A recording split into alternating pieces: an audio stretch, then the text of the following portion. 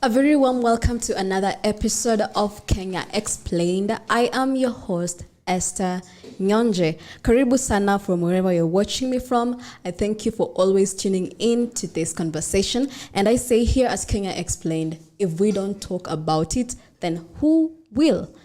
And if you do not understand, if we don't talk about it, then how are we going to understand it? Now we are delving into commentating and checking the political pulse of the country and the socio-economic environment of our country. And I'm not alone today. I was to be joined by Mark Bichachi, but he will be joining us on Thursday. And so in studio, I have the amazing guest. His name is David WAFULA. He's a political analyst. Karibu sana. Thanks for having me. Karibu sana. Yes. And thank you for being patient with us. We've had a few hitches here and there. Kawaida ya kazi. Ni kawaida. Every job has its quirks. Najua unaelewa, si ndio? I would know. Yes. Karibu sana. I really appreciate your time. And straight into it, David. Yes. On Friday, it was Friday last week, yes, on 20th of October, we celebrated Mashujaa Day. And that is the day that Kenya celebrates its heroes and heroines, the people who contributed and got us to this place where we are democratically as a country. And now looking at that Mashujaa Day, do you feel at where we are right now, does it commemorate anything to the progress and the steps we've taken from the time since independence until this time as a country? Yeah, Mashujaa Day is one of those holidays which cannot be left out. I feel like there's a lot as a country we can celebrate. Mm-hmm. Technically, we're supposed to be celebrating our freedoms and whatnot, but President William Ruto has delivered. He has delivered? He has delivered. There's a lot that the country can look forward to. You know, one thing I can say, the president launched level 2 and 3 hospitals, which are going to be free. Well, in several counties, they've launched this. I'm not too sure about which counties, but he did talk about this. We are yet to see them rolled out. We want to see citizens going there, getting the medication and whatnot. That's something worth celebrating. Again, when you look at that holiday, it was in Kericho, where we were celebrating this. You look at the leadership, the composition that was there. It's always good to see the leaders come together. I saw Atuoli, who was in Azimio. He showed up. You know, that kind of camaraderie is what we want to see on the national front. So these holidays are a great front for us to put and show that we are together. The citizens, you know, the citizens will always mimic what they see with their leaders. Yes. Yeah, but Atuoli has always been, he spoke the Kenya Kwanza language right from elections, so it's not remarkable to see Atuoli on that stage. And, you know, we had a report of also people dying on that stage. So I'm also worried. We want to host the AFCON in Kenya right now. I'm thinking, do we even have the capacity if people can die in a national holiday in Kericho because of the space? I think there was a security lapse. The 5 people who died, one of them was an infant, actually. It was very sad. And the reason, turns out, was some police officers launched a tear gas canister into the crowd. I don't know what they were trying to quell, but that was very inappropriate. Yeah. So that leads us more into the issue of training. We need our boys to be better trained to deal with the guests. Because, you know, Mashujaa Day celebration, it's Kenyans who show up. Yeah. The only guest was the Angolan president who didn't show up. AFCON will be having guests. Yeah. People from Zimbabwe, South Africa. We don't want to hear about a stampede. A South African died. Now we have to address the South African ambassador and explain. Aibu ndogondogo. Yes, we don't need that. So that's a telltale sign that we need to prepare. We need to tighten our belts. Yeah, we really need to prepare. It's not going to be a joke. Yes. Yeah, I'm thinking about that. But far from it, you talked about the president hosting the president launching hospitals, and it brings me to my first point of discussion is that the Mashujaa Day celebration was marked by the president assenting the UHC bill into law. And that UHC bill into law is going to take over the NHIF into the social health. It's called SHIF, I think, insurance fund or something, social health, something there. And now, this is an attack to the Kenyan payslip again, because the civil servants have a raise of a cut on their payslip. They're supposed to pay 2.75 to that social health fund. So are leaders not in touch with the reality of Kenyans that just after the finance bill, now we get this again? Okay, now, the thing about Kenya, the people who are taxable are quite minuscule. Many Kenyans do not have jobs per se. They don't have a pay slip. Mm-hmm. They cannot access the basic things that you and I can access. So it's more of socialism a little bit, whereby the president is taxing the middle class, moving north, to help out the people at the bottom, hence fulfilling what he was calling bottom-up. So bottom-up is going to be a little bit painful because it's your pay slip helping out someone else. It's a bit like what Democrats do in the States. Mm-hmm. You find people are getting food stamps, $300, but they don't go to work. Mm-hmm. So if you're a capitalist, you're going to be against it. You'll say, why am I being billed for someone else's health? Why am I being billed for someone else's housing? But it's a humane thing to do. Put yourself in the seat of the president. What would you do if you're commander-in-chief, Esther? Well, would you say to hell with the people who can't pay their Medicare? The problem is that the taxes are increasing left, right, and center. Just after the finance bill, we have to pay for affordable housing on our pay slips. And the CS Treasury was talking about looking for more ways to increase taxes in Kenya. I mean, it's too much. That's an attack of our on our pay slips. And maybe, I don't know what I will do as president because I didn't ask anyone to vote for me in as president. Yes. But the president was brave enough to make the promises, and he said he's going to lower the cost of living. And the cost of living is not even close to down. It's going higher and higher. And as you increase the taxes and the deductions on the pay slips, the salary is not increasing. You know, on that point you've mentioned, the cost of living. When we talk about the cost of living, we are suffering from extrinsic factors. And it's actually going to get worse. Let me explain. Russia and the United States, pre the Cold War season, they discuss about the Baltic states. They say, these are the states which are going to be the curtain between the West and the East. So the agreement is that no one is going to tamper with these neutral states. They won't join NATO and they won't join the USSR. What does NATO do? It goes acquiring those states to the point they want to acquire Ukraine. So Russia says, we're not going to allow Ukraine to join NATO because they're going to put nuclear warheads on our border. Mm-hmm. Same thing with the Cuban Missile Crisis. That's what they're trying to avert. So they get into war. I'll get back to Kenya shortly, don't worry. So what happens? Russia invades Ukraine. They end up controlling the Black Sea. What does that do? It blocks the grain from leaving Ukraine and reaching Kenya. We end up having a high cost of unga. That leads to the second sequel. Hamas gets emboldened. They invade Israel. Israel reacts. They go after Gaza. What does the United States do? They move one of their carriers to the Mediterranean Sea. In turn, what does that do? That means flow of ships from the Mediterranean to the Red Sea through the Suez Canal is now under serious they're being monitored a lot. So there's a delay in logistics. Kenya is also suffering from that. This leads us to the third sequel. If Russia invades Ukraine, Israel invades Gaza, what is the third event? China invades Taiwan. How does the United States deal with that? The United States is going to put its navy in the South China Sea to impose an economic sanction because they're both nuclear superpowers. They can't go head to head. That in turn will affect Kenya. My phone here is from China. Your microphone is from China. What happens if we can't access the goods from the South China Sea? So the high cost of living in Kenya, it's extrinsic problems.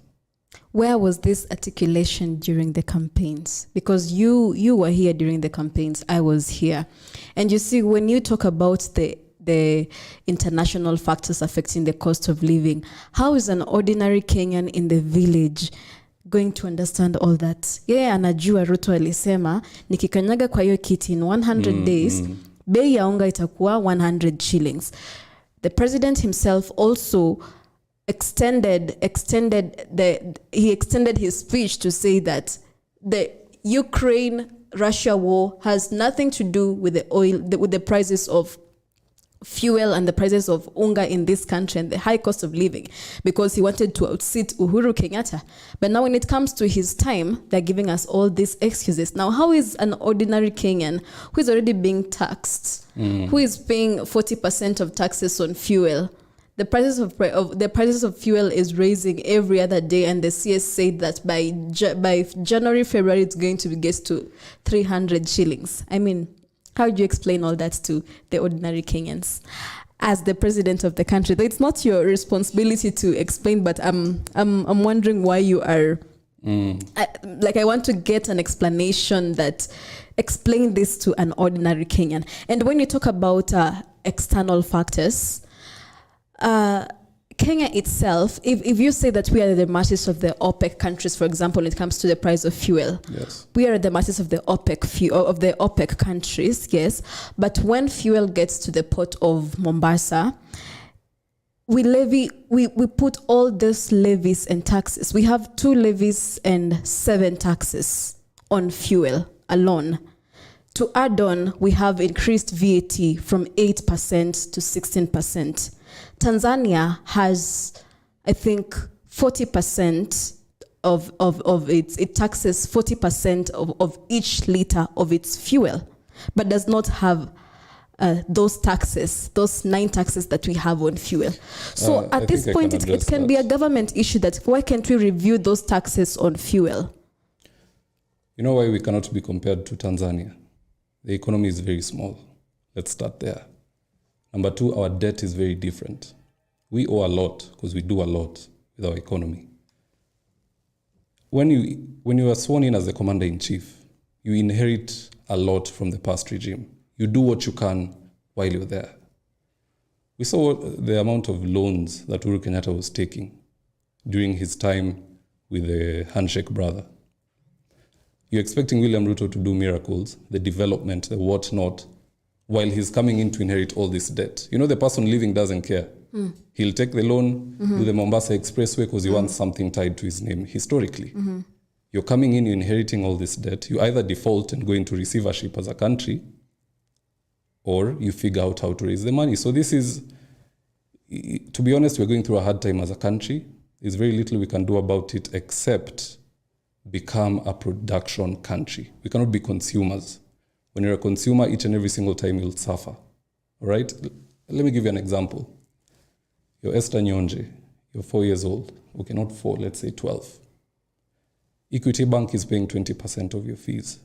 Your uncle is paying 30%. Someone else is paying 50%. What happens when your uncle dies? Your academia is curtailed.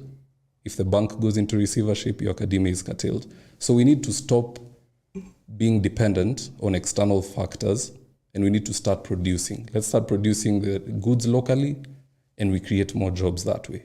We cannot always look overseas, because then we'll be affected by OPEC, we'll be affected by each and every single war that shows up. Like I told you, the one between China and Taiwan is the next on the horizon. Yes. All right. So you say we need to, and do you feel we are there? Are we on that path, the production path, where we become a producing a country rather than an importing country? I can say we were on a very good path with Moses Kuria when he was doing the industrial business parks, whereby, let's say, he gave one example I can refer to. If you have tomatoes, you bring them. In your county, there's an industrial business park. They'll process that into a finished product called tomato sauce. We can brand it with whatever brand you want us to brand it with, and we export that. That is us moving into production. Now, the reason I'm saying we were on a very good path is that Moses Kuria was moved to public service. We are not too sure how the new appointee is going to chaperone the ship. But if she picks the same momentum and speed that Moses Kuria was moving with, the industrial business parks are going to be really revolutionary. Now you just need the produce. You don't need to ship the machine from China. Harvest your tomatoes, bring them. That's tomato sauce. Go get something else, we'll produce it, we'll package it into a finished product ready for export. So that's a good plan. Although as at now we are yet to see it bear the fruits, let's give it some time. We want to see, because you see, like I told you, where was that articulation during the campaigns? I mean, I feel if you had told Kenyans about if the president had explained to Kenyans about factors, external factors affecting the prices of fuel, the debt obligations the country has, and all those other outside factors that are leading to the high cost of living, then maybe people will have understood him. And as much as, people say that we are hurting now and we are going to get the results later. I don't know. We are yet to see. But even the president himself talks about the NHIF, the social health insurance fund that he has introduced. And he says that this is the best thing to happen in the country, Kenya. Yet, it is Uhuru Kenyatta who carried Kenya during the worst health crisis, during the COVID-19 crisis. Okay. He carried the country from that time and until now, and he maneuvered into that situation. And then now we have this social health insurance fund, and we've been having problems with NHIF, lack of accountability, corruption, embezzlement. Do you agree with him when he says this is the best thing that will happen to the health crisis in Kenya? On that issue of corruption, you're 100% spot on. There's no good idea that goes anywhere with corruption. And that's something that we are facing in Kenya. Front office corruption, every tender corruption, every service corruption. We even saw the president had to streamline all government services into one pay bill number. Mm-hmm. But with universal health care, I think we're on the right path. We're on the right path. Let's be able, just common human decency.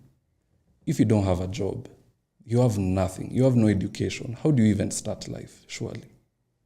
Esther, you have a degree, you're learned. Mm-hmm. There's several jobs you can do, even outside of what you studied. Mm-hmm. They just see you have the papers, you sound like you know your stuff. Boom, you have a job. Mm-hmm. You're born an orphan, you're living in the street, under a bridge, you get sick, what do? It's just, the president is trying to, equalize the playing field. Every common citizen should have decency. The right to get health care, the right to vote along with all these other rights. And that is why you're seeing most of us are being taxed to facilitate them. Mm-hmm. So the pain, it depends on which side you are. If you go talk to the people, I sent one of my staff to go out and interview people.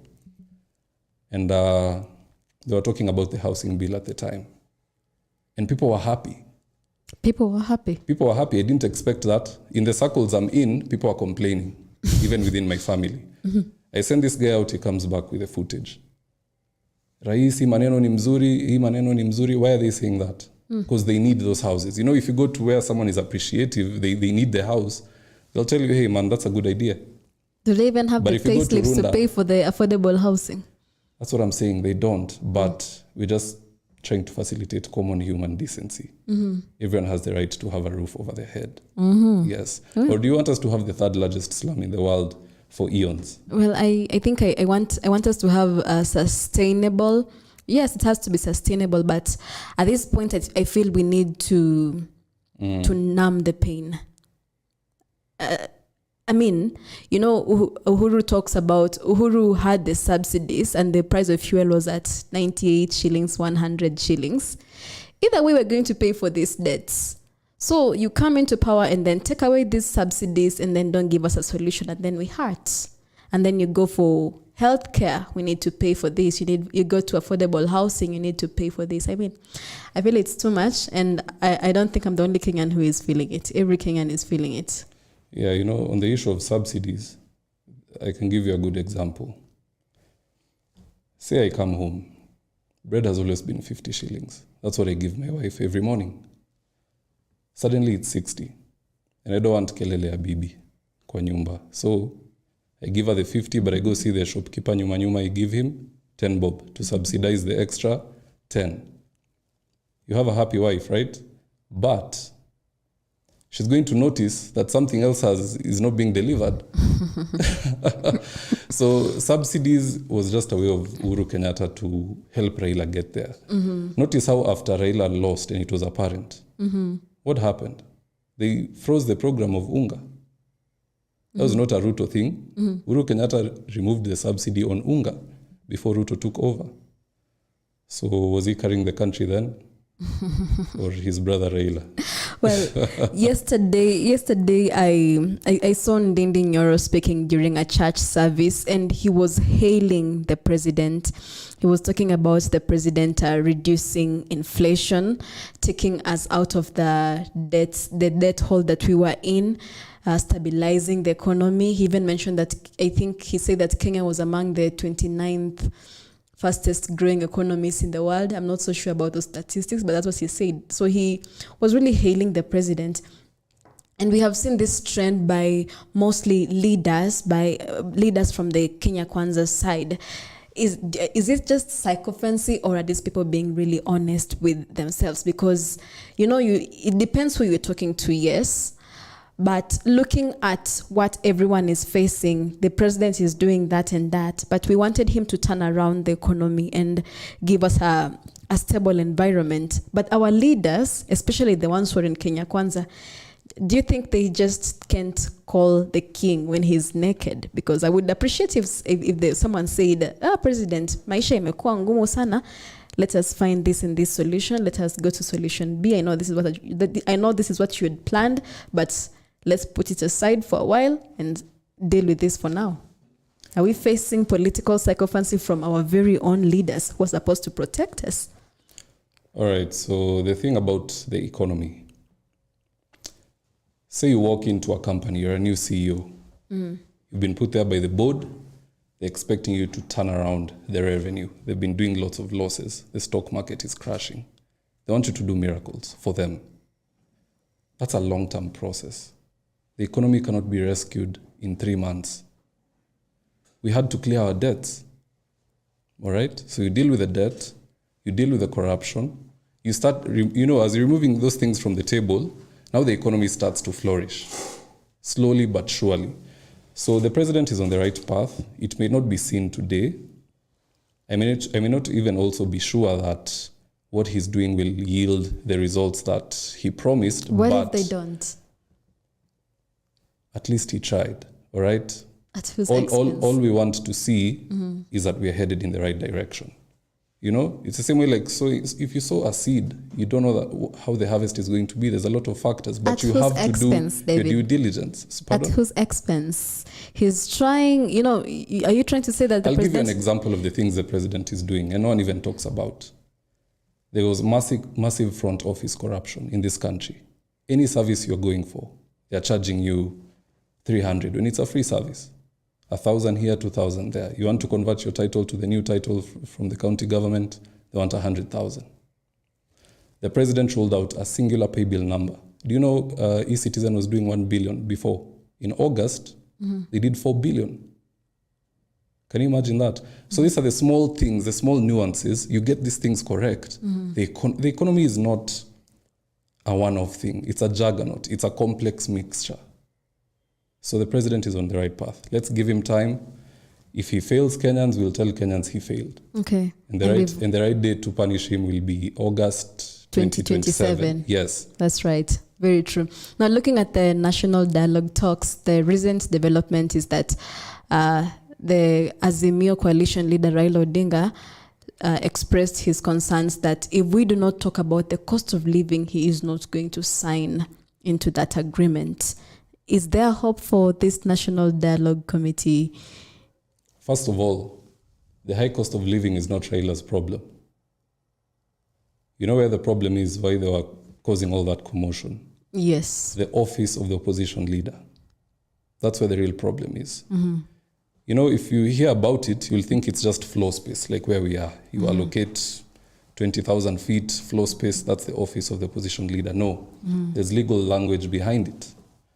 I've seen proposals that the office of opposition leader, or rather the opposition leader, will be getting intelligence reports, NIS, like the president, every morning.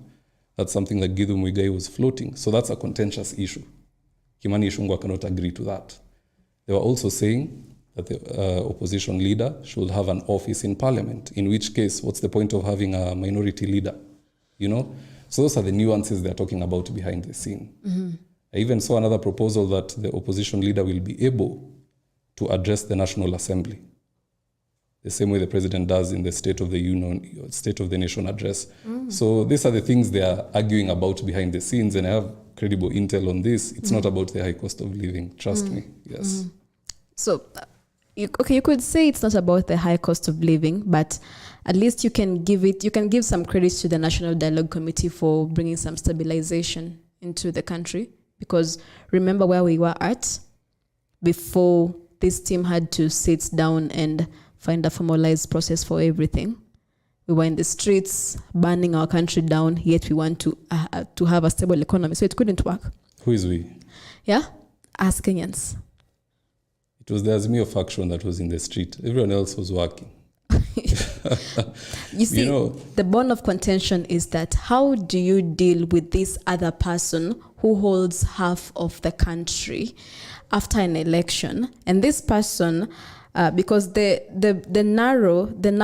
margin of the election results was very narrow, okay? Yes. Now, this person is holding half of the country who have not come to terms with accepting election results.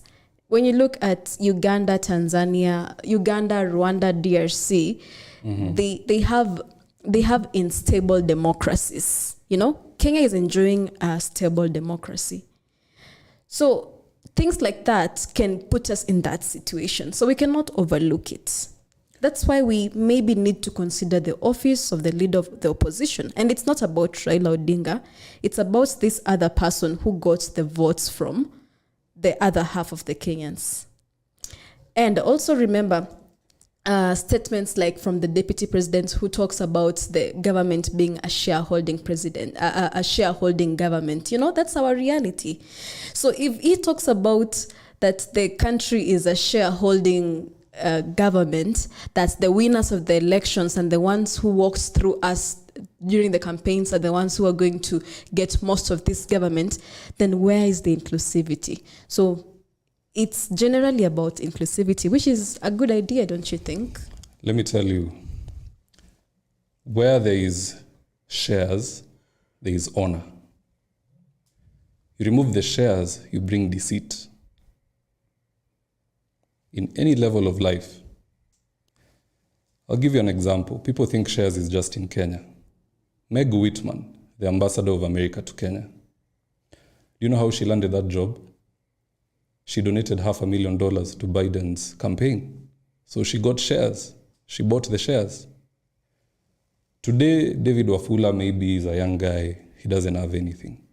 My parents hold me up. The few people who support me hold me up. When I get $1 million, they're the first people who get something from the shares. So if you don't follow the mantra of shares, you'll follow the mantra of what? Deceit. You won't give me $1 million today, and my dad and mom will not see something from it first. In government. And we have a constitution to protect us. I'm coming to that. I've seen people saying there's a problem between Deputy President and Ruto, that Ruto was reprimanding him about shares. I believe you saw that. Yes, I did. The two of them are on the same page, actually. Rigathi is saying that the positions in government are dished out according to shares.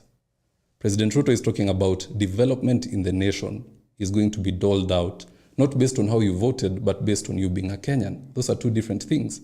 So they're actually in agreement. And it's not even a tribal thing. If you look, we have Eliud Owalo. He's a Luo. CS of Communication. It's just that there are very few Luos who support President Ruto. That is why there are very few of them in government. Had Raila won, Babu Owino was touted to be the CS of Education. You read that list, it will be Ochieng, Ojiambo, Anyango. And I would be okay with it, because those are the people who stood with Baba. Back the winning horse, the horse wins, you share the spoils. But once you get the position, the thing is, render the service without favor. And this is why I say I like Moses Kuria. This guy, when he was CS of Trade, he launched 13 industrial business parks before he was moved to public service. 11 of those, or around 10, were in Azimio strongholds. He did 2 or 3 in Kenya Kwanza areas. So I said, that's commendable. Once you're there, discharge your services to everybody. So shares has to be there. You remove shares, you bring in deceit. I think you'd agree. Yes. Is that more reason why we should have that office of the leader of opposition? The leader of opposition, to be honest, it's an office that's been put there to soothe the loser of the election. Because it's always been winner takes all. It's proving to be a delicate, a sensitive. It's like a situation where I feel it's a situation where you walk on eggshells when it comes to looking at the loser of an election in our system, Kenya. How so? Because, like I said, this leader of opposition holds a good fraction of the country. And when you are using if you want to say that I'm using the parts in parliament, in the minority leader as the leader of opposition, the minority leader is a member of parliament in one constituent somewhere. Yes. But this leader of opposition garnered votes in the whole of the country. So this person is a lethal weapon, you know? Of course, the leader of opposition is a lethal weapon. If after losing elections, you go conducting maandamano, people getting killed, businesses being looted, then you become a lethal weapon. Generally, you're supposed to lose an election and still remain a human being. You're not supposed to be a lethal weapon. That is not our system. You see, like the system in the USA, if you're a Republican and a Democrat, when the Republicans have it, the Republicans stamps. But you see, Yes. That is not our system in Kenya. We are not there yet. We still have the tribal issues. We still have problems with inclusivity. So maybe we should really consider this office of the opposition leader to help us get to that place where we want to get, where there is inclusivity. Personally, I don't have a problem with the office, but I feel we are rewarding bad behavior. People lose elections and they go doing chaos. You know, you can't accept results. When was the last time we had a presidential candidate losing genuinely and coming out to concede like we see in America? In fact, Trump is the first to break precedent. Hillary Clinton called Trump and conceded, and you say, congratulations, you won the race. In Kenya, no one concedes, and no one will ever concede. We are such a bad country. There are situations which I'll agree, actually, that there was no need to concede. I hold and still believe the 2017 elections were stolen, actually. And I did vote for Raila. But 2022, he did lose. And he should have lost graciously. And he didn't. So the office of opposition leader, we are rewarding bad behavior, and it seems that's the direction we are taking as a country. What can we do to stop it? All right. And to finish up our conversation today, ladies and gentlemen, keep subscribing to this YouTube channel for more informative conversations like this, and comment on the comment section so that you can see and interact more. And as we're finishing up this conversation, we've seen the president not staying in State House to deliver his mandate, but he's been touring the country with his, I don't know if I should say development or it's just development agenda. His latest trip in the country was at Luo Nyanza, at Raila's stronghold and Raila's area. So are this development agendas really serious, or they are already setting the country in a campaign mode? Because I feel Kenyans are always in a campaign mode. Do we ever get to a place where we close the chapter of elections and then look at it after every 5 years? And I think the president is leading us into that. You know, into the opposite of that. How you behave as president is determined by the kind of leadership you have in the country you come from. If you come from Kenya, there are projects which will always stall if you don't move around. We are having crooks that the president has to micromanage. And I can give you an example. After the 2022 elections, Gladys Wanga declared a 1-week tax holiday in Homa Bay. And I bashed her. I did a video on that. I said, why is she doing a 1-week tax holiday? Everyone else is remitting tax to the national kitty and then remitting to Homa Bay, and you're not giving us anything for a week? Are you money laundering? Are you doing kickbacks to your friends who donated to you? So I bashed her. 2 months ago, I was watching Spice FM. I see Gladys Wanga there. She's talking about they went from 100 million revenue to 700 million. That's good. Hongera. In fact, she's the only politician I owe an apology based on my regular day-to-day analysis. So that 1 week tax holiday was to figure out how are we going to raise better taxes. That was her methodology. Her methodology, it worked. 100 to 700. Her neighbor, James Orengo, from Siaya County, the Deputy Governor, William Oduol, goes around the country, NTV, wherever, saying, in Siaya County, they are stealing interest worth 900 million. One governor is tying her boot, raising 700. Another one is stealing 900 million. They've matched them pound for pound, 700 to 700, and they've one-upped them twice. These are reasons why the president has to move around. County governments are the biggest cartel. They're the people, you take 2 steps forward, another one takes you 5 steps back. So the president has to move around and check. You know, every county he goes, he says, hii barabara tutanyorosha kutoka hii soko paka ile soko. You see that, right? But if he goes, he knows, nisiporudi hapa. Easy story tunajua. He's been in government. So you have to micromanage these crooks. Yes, that is the problem. Do you see him doing tours all over Nairobi? No. Sakaja is an accountable guy. He does what he needs to do. There's no robbery here and there. They've also fine-streamed Nairobi County. You're no longer paying land rates at City Hall. Mtu anakuitisha kitu kidogo. I've been paying land rates there. When it was manual, unaenda kulipa unaambiwa leta 2,000.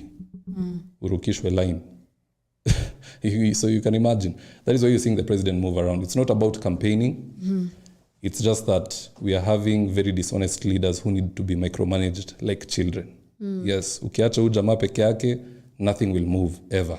Yes. But I remember Kibaki did not move. Kibaki did some things here and there to turn around the economy, deal with corruption. But look he didn't move around. Look at the constitution he had. Did he have governors? He didn't have... You know, us, we overrepresented. You have so many thieves above you.